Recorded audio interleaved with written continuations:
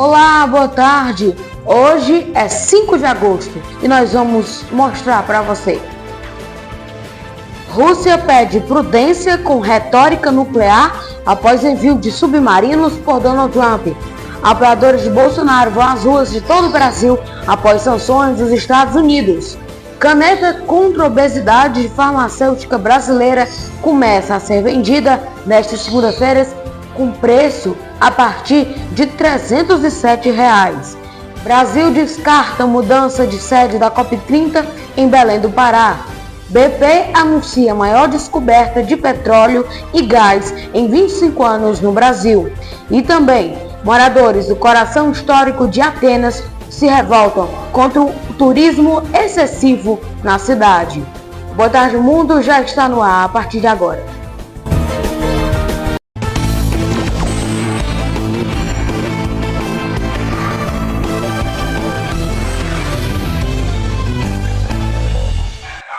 Boa tarde novamente para você, boa tarde, o mundo está no ar. E para a gente começar o BTM de hoje, a gente fala que milhares de apoiadores do ex-presidente Jair Bolsonaro foram às ruas neste domingo para pedir anistia e celebrar as sanções impostas pelo presidente dos Estados Unidos, Donald Trump.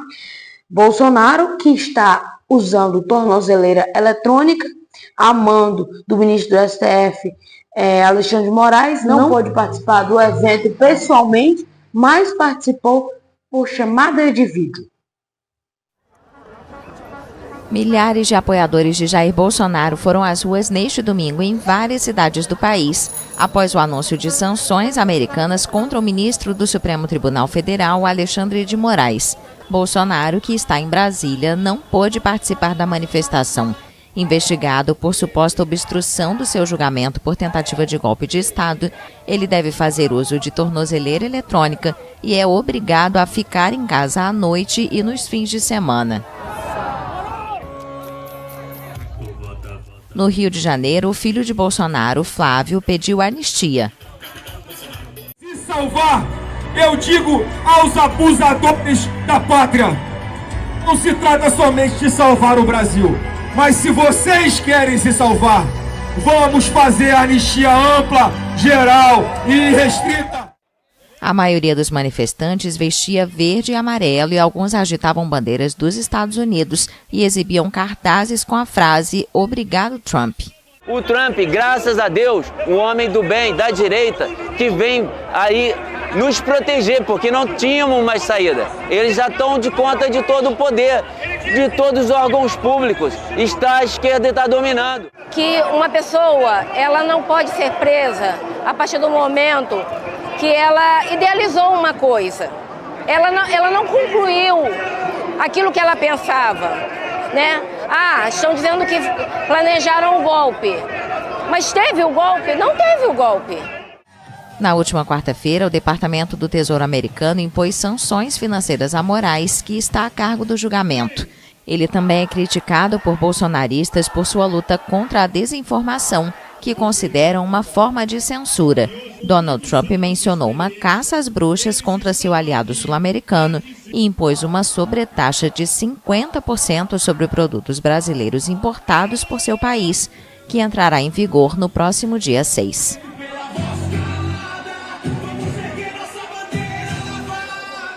O grupo britânico BP anunciou que fez sua maior descoberta de petróleo e gás em 25 anos na costa do Brasil. A empresa afirmou ter localizado petróleo e gás nos prospectos Bumerangue e a 400 quilômetros do Rio de Janeiro. O grupo britânico BP anunciou nesta segunda-feira ter feito sua maior descoberta de petróleo e gás em 25 anos na costa do Brasil.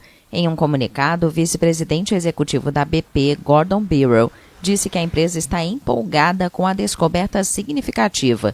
A empresa acrescentou que os resultados da análise no local da perfuração indicam níveis elevados de dióxido de carbono e vai iniciar uma análise em laboratório para estudar a descoberta. Na terça-feira, o grupo vai apresentar seus resultados do segundo trimestre. A BP acaba de anunciar a nomeação do irlandês Albert Manifold como presidente do seu conselho de administração. A empresa do setor de petróleo está sob escrutínio devido aos rumores de fusão com a rival britânica Shell.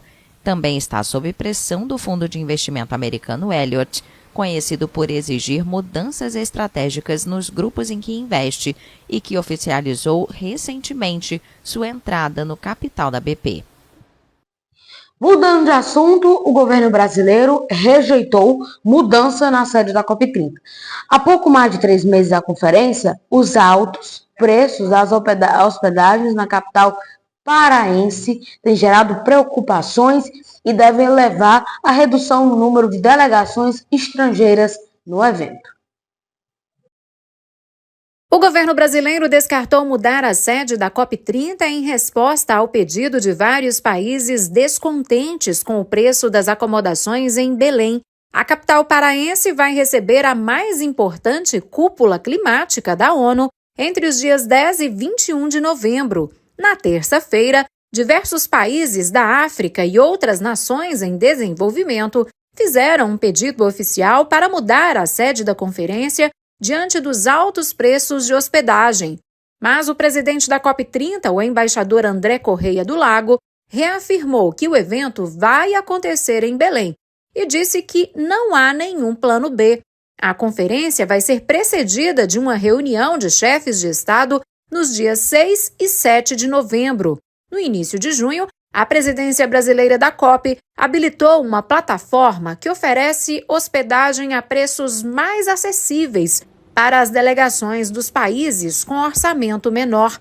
Nessa plataforma, os valores estão limitados a $220 ou R$1.200 por noite, abaixo dos preços comerciais que podem exceder $1.000 ou mais de R$5.500 por noite em hotéis, mas ainda estão fora do alcance de certas delegações. Na quinta-feira, Correia denunciou que os hotéis de Belém haviam colocado preços abusivos de até 10 vezes os valores normais. Uma reunião será realizada nos próximos dias para debater as acomodações e outros temas. O Brasil espera cerca de 50 mil pessoas para a COP30 e a organização afirma ter mais de 53 mil quartos disponíveis para hospedagem em Belém. A seguir no Boa Tarde Mundo, você vai ver que a Rússia pede prudência com retórica nuclear após envio de submarinos por Donald Trump. E também destaque da saúde. Caneta contra a obesidade da farmacêutica brasileira EMS começa a ser vendida nesta segunda-feira, com preços a partir de R$ 307. A gente vai para um intervalo rápido e a gente volta já.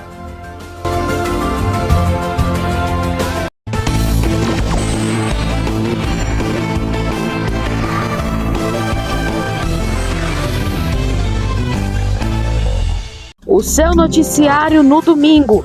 Revista do Domingo com Clara Bezerra, às 19 horas da noite.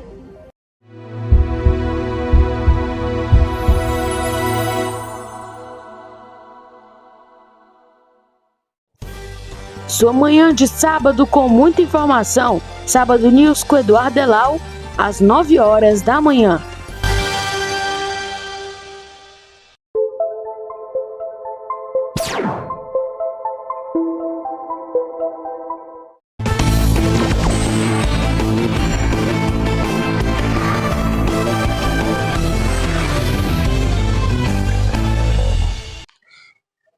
Estamos de volta com Boa Tarde Mundo desse dia 5 de agosto, desta terça-feira. E olha, a gente fala agora para você que o Kremlin fez um apelo nesta segunda-feira para a demonstração de uma grande prudência nas ameaças nucleares, depois que o presidente dos Estados Unidos, Donald Trump, anunciou na sexta-feira o envio de 2 submarinos em resposta aos comentários do ex-presidente russo Dmitry Medvedev. Moscou pediu nesta segunda-feira cautela diante das ameaças nucleares. A declaração veio após o presidente dos Estados Unidos, Donald Trump, anunciar o envio de 2 submarinos em resposta aos comentários do ex-presidente russo Dmitry Medvedev. O Kremlin disse acreditar que todos deviam ser muito prudentes em suas declarações sobre o tema nuclear. Também ressaltou que os 2 submarinos americanos anunciados como enviados por Trump já estavam em serviço permanentemente. O governo russo ainda destacou que não desejava ser arrastado para uma polêmica desse tipo. Trump tomou a decisão na sexta-feira como reação às declarações consideradas provocadoras de Medvedev, que desde o início da ofensiva na Ucrânia em 2022 fez vários comentários beligerantes contra os países ocidentais nas redes sociais. O presidente americano não especificou exatamente para onde os submarinos seriam enviados, nem explicou se eram submarinos com propulsão nuclear ou armados com ogivas atômicas. Trump, que adotou uma postura conciliadora com seu homólogo russo Vladimir Putin após seu retorno ao poder em janeiro, expressou nas últimas semanas sua frustração e ameaçou impor novas sanções contra a Rússia caso Moscou não interrompa a ofensiva na Ucrânia. Apesar do momento de tensão, o enviado especial americano Steve Witkoff deve visitar a Rússia esta semana. Bom, moradores do coração histórico de Atenas estão revoltados com o turismo excessivo na capital grega. A cidade deve receber este ano cerca de 10 milhões de turistas. Moradores de Placa, no centro histórico de Atenas, já não reconhecem o bairro por causa das calçadas invadidas por mesas de restaurantes, o vai e vem de malas e a música constante.